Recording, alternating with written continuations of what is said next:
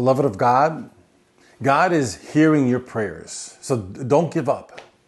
Today's theme is from the Ten Commandments. It is about turning away from adultery, from the lust of our hearts, and instead turn to delight in God. In Exodus chapter 20, it reads, "You shall not commit adultery." And Jesus elaborated on this in Matthew chapter 5, where he said, "You have heard it said, you shall not commit adultery. But I tell you that anyone who looks at a woman lustfully has already committed adultery with her in his heart." As I said, Jesus, he elaborated the deeper truths of this command to not commit adultery. He stated that the deeper issue is the lust of our hearts. And we live in a society that delights in gratifying the sinful lusts of the heart. In our society, lust is actually more pervasive than the actual act of adultery. People of all ages are delighting in their sinful pleasures. I am connecting, as you can see, the command of adultery with delighting in sinful pleasures. What do you delight in?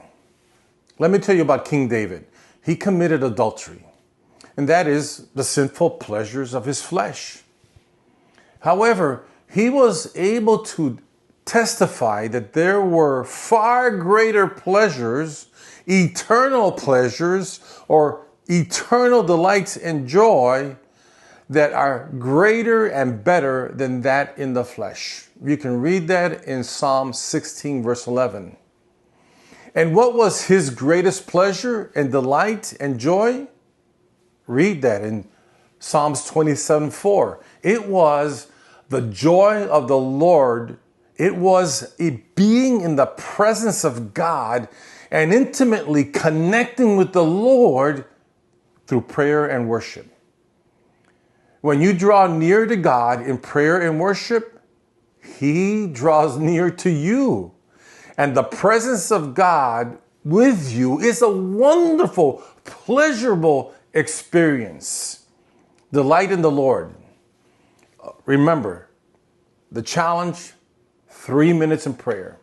So pray for a spiritual awakening in our church, that they would find great pleasure in the presence of God.